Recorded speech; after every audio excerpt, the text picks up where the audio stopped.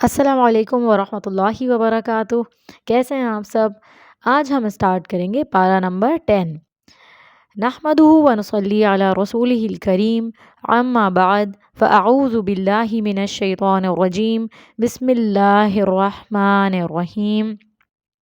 رب اشرح لی صدری ویسر لی امری واحلل عقدۃ من لسانی یفقہوا قولی۔ بچوں، آپ نے پچھلے پارہ میں سورہ انفال کے شروع میں مال غنیمت کے بارے میں سنا تھا کہ مال غنیمت اس مال کو کہتے ہیں جو میدان جنگ میں دشمن سے لڑ کر حاصل کیا گیا ہو۔ تو ہم سب کو یہ بات یاد رکھنی ہے کہ مال غنیمت ہو یا اپنی محنت کی کمائی کا مال ہو یا بیت المال میں سے کوئی اور مال ہو، سب کا سب اللہ کا مال ہوتا ہے، اور ہر مال کو اللہ کے بتائے ہوئے طریقے کے مطابق تقسیم کرنا ہے۔ بعض اوقات انسان کے پاس جب مال آتا ہے تو وہ اس کو اپنی ملکیت سمجھتا ہے کہ اب میں اس کا مالک ہوں اور جیسے چاہوں خرچ کروں۔ تو انسان کو یہ بات سمجھنی چاہیے کہ یہ مال اللہ کا ہے، اللہ نے اسے دیا ہے اور اس میں اس کا کوئی کمال نہیں۔ اب ہم بات کرتے ہیں جنگ بدر کی۔ جنگ بدر میں مسلمانوں کو اللہ سبحانہ و تعالیٰ نے فتح دلائی تھی، یعنی انہیں کامیابی ملی تھی۔ تو مسلمانوں کو پہلی بار اس جنگ میں مال غنیمت ملا۔ اللہ نے مسلمانوں کو مال غنیمت عطا کیا تو پھر اللہ تعالیٰ نے اس مال کو دینے کا ایک قانون بھی بتا دیا کہ کون کون اس مال کے حقدار ہوں گے، یعنی مال غنیمت کس طرح تقسیم ہوگا۔ تو پارہ 10 میں سورہ انفال کی آیت 41 میں اللہ تعالیٰ نے مال غنیمت کی تقسیم کی تفصیل بتائی ہے۔ کیونکہ اس صورت میں جنگ بدر کا ذکر چل رہا ہے تو آگے کی آیات 45 سے 47 میں مسلمانوں کو چند ہدایات دی گئی ہیں کہ جنگ کے دوران ان کو کیا کرنا چاہیے، جن میں ایک ہدایت یہ بھی ہے کہ کامیابی حاصل کرنے کے لیے ثابت قدم رہنا چاہیے اور اللہ کا ذکر کرتے رہنا ہے، کیونکہ کامیابی اللہ کی مدد سے ہی حاصل ہوتی ہے۔ کچھ لوگ بہت ذہین ہوتے ہیں لیکن زندگی میں کامیاب نہیں ہوتے کیونکہ وہ کام میں ثابت قدم نہیں رہتے۔ کبھی ایک چیز شروع کر دی تو اس کو پورا نہیں کیا، ادھورا چھوڑ دیا، کبھی دوسرا کام شروع کر دیا تو اس کام میں دل نہیں لگا، آخرکار وہ کچھ کرنے کے قابل نہیں رہتے۔ اس لیے اگر دنیا کا معاملہ ہو یا دین کا معاملہ ہو، جب کسی کام کا ارادہ کرو تو اللہ تعالیٰ سے دعا کرو، استخارہ کرو، اس کام کو شروع کرنے کا پکا ارادہ اور عزم کر لو۔ مشکل سے گھبرا کر اس کام کو نہیں چھوڑنا، ہمت سے کام لینا ہے، اللہ سے دعائیں کرتے رہنا ہے۔ بچوں، آگے کی آیات میں بھی جنگ بدر کی بات ہو رہی ہے۔ تو آیت 48 میں بتایا جا رہا ہے کہ شیطان آدمی کی شکل میں کافروں کی مدد کے لیے آیا تھا۔ اس نے کافروں کی فوج سے کہا کہ مسلمانوں کی تعداد کم ہے، ان کے پاس تو اسلحہ بھی نہیں ہے، تمہاری فوج زیادہ ہے، تم ہی کامیاب ہوگے اور میں تمہارا مددگار ہوں۔ بچوں، آپ کو تو معلوم ہی ہے نا کہ شیطان کا تو کام ہی یہی ہے کہ وہ دل میں وسوسے ڈالتا ہے اور پھر جب انسان غلط راستے پر چلنے لگتا ہے تو اس کا ساتھ چھوڑ دیتا ہے اور جا کر دوسرے اس کے مخالف کو اکسانے لگتا ہے، یعنی ایک فریق کے دل میں دوسرے فریق کے خلاف وسوسے ڈالتا ہے۔ وہ لوگوں کو دنیا میں بھی دھوکے دے کر مرواتا ہے اور وہ چاہتا ہے کہ آخرت میں بھی ان کا انجام برا ہو، اور وہ لوگوں میں فساد کروانا چاہتا ہے۔ تو ہمیں فساد سے بہت زیادہ بچنا ہے۔ تو بچوں، ہم بات کر رہے تھے جنگ بدر کے میدان کی۔ تو جب جنگ بدر کے میدان میں شیطان نے کافروں کو دیکھا تو الٹے پاؤں بھاگ گیا، یعنی جنگ کس لیے ہوتی ہے؟ امن قائم کرنے کے لیے ہوتی ہے۔ اور فساد سے کیوں منع کیا گیا ہے؟ تاکہ مسلمانوں کی صفوں میں اتحاد قائم رہ سکے۔ اور جب اس نے فرشتوں کو دیکھا جنگ بدر میں شیطان نے، تو وہ الٹے پاؤں بھاگ گیا اور اس جنگ میں کافروں کو بری طرح شکست ہوئی اور مسلمانوں کو کامیابی ملی۔ تو بچوں، آپ کو معلوم ہے کہ جنگ بدر میں ٹوٹل مسلمان 313 تھے اور کافروں کی تعداد 1000 تھی۔ تو آپ سوچ رہے ہوں گے کہ اتنی کم تعداد کے باوجود مسلمان جنگ جیت گئے؟ جی، اللہ تعالیٰ نے مسلمانوں کو فتح دی تھی۔ مسلمانوں کو اپنی طاقت پر نہیں بلکہ اللہ پر یقین تھا، ان کے اندر صبر تھا، وہ اللہ کی خاطر جنگ کرنے نکلے تھے، ان کی نیتیں اچھی تھیں تو اللہ نے ان کی فرشتوں کے ذریعے مدد کی۔ اس طرح پھر مسلمانوں کو جنگ بدر میں کامیابی ملی۔ آگے کی آیت میں خیانت کا ذکر آ رہا ہے۔ بچوں، ہمیں کسی کے ساتھ بھی خیانت نہیں کرنی چاہیے، چاہے وہ کوئی ہمارا اپنا ہو، کوئی مسلمان ہو یا کوئی غیر مسلم ہو، کسی کے ساتھ بھی خیانت نہیں کرنی چاہیے، کیونکہ یہ اسلام میں منع ہے۔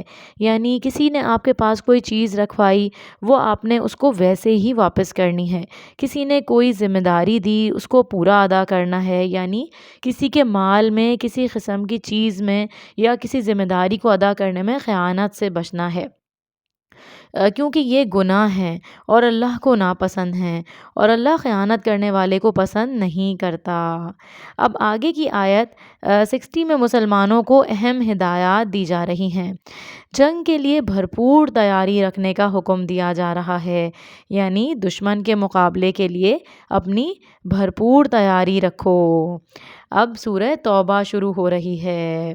سورہ توبہ یہ قرآن کی وہ واحد سورہ ہے کہ جس کے شروع میں بسم اللہ الرحمن الرحیم نہیں آئی ہے۔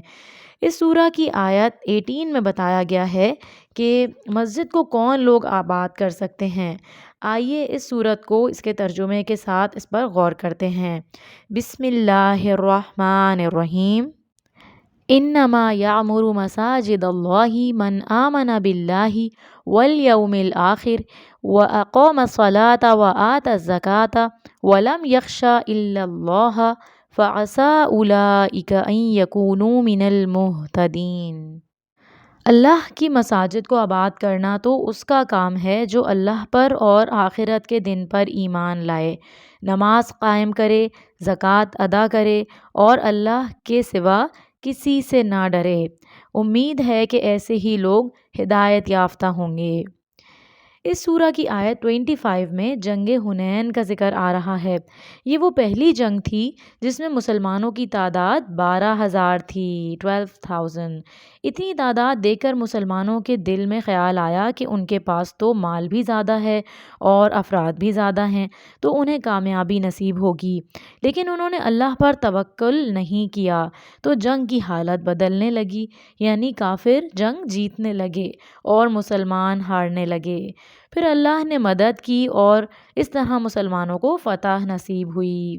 ہمیں یہ بات معلوم ہو رہی ہے کہ بھروسہ اپنے اسباب یعنی طاقت اور مال پر نہیں کرنا چاہیے، بلکہ اللہ سبحانہ وتعالیٰ ہی پر بھروسہ کرنا چاہیے۔ آگے آیت 35 میں ان لوگوں کا انجام بتایا گیا ہے جو سونا اور چاندی جمع کر کے رکھتے ہیں اور ان کی زکوٰۃ نہیں دیتے۔ اللہ تعالیٰ نے فرمایا یوم یحمى علیہا فی نار جہنم فتکوی بہا جباہہم وجنوبہم وظہورہم ھذا ما کنزتم لانفسکم فذوقوا ما کنتم تکنزون۔ جس دن اس سونے اور چاندی کو جہنم کی آگ میں تپایا جائے گا، پھر اس سے ان کی پیشانیوں، پہلوؤں اور پشتوں کو داغا جائے گا اور کہا جائے گا یہ ہے وہ خزانہ جو تم نے اپنے لیے جمع کر رکھا تھا، لہٰذا اب اپنی جمع شدہ دولت کا مزہ چکھو۔ اب آگے آیت 36 میں اسلامی مہینوں کی بات آ رہی ہے۔ بتایا گیا ہے کہ یہ سال کے 12 مہینے ہم نے نہیں بنائے، اللہ سبحانہ وتعالیٰ نے بنائے ہیں۔ ان میں سے 4 مہینے حرمت والے ہیں، یعنی ان کا احترام کرنا چاہیے۔ وہ 4 مہینے کون سے ہیں؟ رجب، ذی القعدہ، ذی الحج اور محرم۔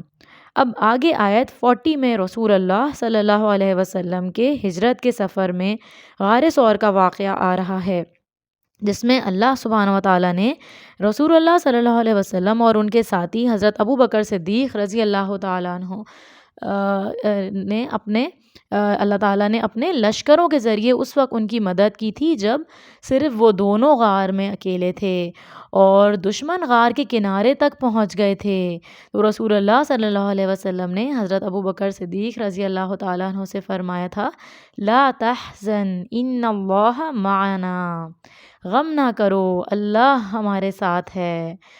اور مکڑیوں نے غار کے منہ پر جالا بن دیا تھا جس کی وجہ سے دشمن انہیں نہیں دیکھ پائے۔ سورہ توبہ کی آیت 41 میں جہاد کا حکم دیا گیا ہے۔ ترجمہ: اللہ تعالیٰ نے فرمایا، ہلکے بھی نکلو اور بوجھل بھی، اور اپنے اموال اور جانوں سے اللہ کی راہ میں جہاد کرو، یہی بات تمہارے حق میں بہتر ہے اگر تم جانتے ہوتے۔ بچوں، آپ 3 جنگوں کا ذکر سن چکے ہیں: غزوہ احد، غزوہ بدر اور غزوہ حنین۔ اب آپ ایک اور جنگ کے بارے میں سنیں گے، اس کا نام ہے غزوہ تبوک۔ یہ پہلی جنگ تھی جو ملک عرب سے باہر جا کر لڑی گئی۔ اس جنگ میں سب مسلمانوں کو جہاد میں لازمی حصہ لینے کا حکم دیا گیا تھا، یعنی اس جنگ میں شرکت کرنا فرض قرار دیا گیا تھا۔ یہ مشکل غزوہ تھا، دشمن کی فوجوں کی تعداد لاکھوں میں تھی، مسلمانوں کے پاس سواریاں بھی کم تھیں، کھانے پینے کا سامان بھی کم تھا، سخت گرمی کے دن تھے اور مسلمانوں کی فصلیں پکی ہوئی تھیں جن کو وہ کاٹنے کا ارادہ رکھتے تھے، اور سفر بہت زیادہ لمبا تھا۔ اس موقع پر جو منافق تھے وہ اس جنگ میں جانے سے منع کرنے لگے۔ اس طرح ان کی منافقت سامنے آ گئی اور مسلمانوں کا رعب و دبدبہ اتنا ہوا کہ یہ جنگ نہیں ہوئی مگر سب کی آزمائش ہو گئی۔ آخر میں ان مومن لوگوں کو خوشخبری دی گئی ہے جو اللہ سبحانہ و تعالیٰ کی راہ میں مال اور جان سے جہاد کرتے ہیں۔ آگے آیت 60 میں بتایا گیا ہے کہ کن 8 قسم کے لوگوں کو زکوٰۃ دینی چاہیے، یعنی زکوٰۃ کے مصارف بتائے گئے ہیں۔ اب آگے آیت میں منافق مردوں اور منافق عورتوں اور اسی طرح مومن مردوں اور مومن عورتوں کا ذکر ہے۔ منافق مرد اور عورتیں لوگوں کو نیک کاموں سے روکتے ہیں، برائیوں کو عام کرتے ہیں اور خود بھی اللہ کی راہ میں خرچ نہیں کرتے اور دوسروں کو بھی خرچ کرنے سے منع کرتے ہیں۔ ان کا انجام یہ ہوگا کہ وہ لوگ جہنم میں کافروں کے ساتھ ہوں گے۔ اسی طرح مومن مردوں اور مومن عورتوں کی تعریف کی گئی ہے کہ وہ دوسروں کو نیکی کی ترغیب دیتے ہیں، برائیوں سے روکتے ہیں اور اللہ اور اس کے رسول صلی اللہ علیہ وسلم کے بتائے ہوئے راستے پر چلتے ہیں۔ ان سے اللہ خوش ہوگا اور ان کو جنت عطا فرمائے گا۔ الحمدللہ، اللہ کی مدد اور توفیق سے آج 10 پارے مکمل ہو گئے۔ اللہ سے دعا ہے کہ اللہ سبحانہ و تعالی ہماری تمام نیکیوں کو، ہمارے روزوں کو بہترین درجوں پر قبول فرمائے۔ آمین یا رب العالمین۔ وآخر دعوانا ان الحمدللہ رب العالمین۔ سبحانک اللہم و بحمدک، نشہد ان لا الہ الا انت، نستغفرک و نتوب الیک۔ السلام علیکم ورحمۃ اللہ وبرکاتہ۔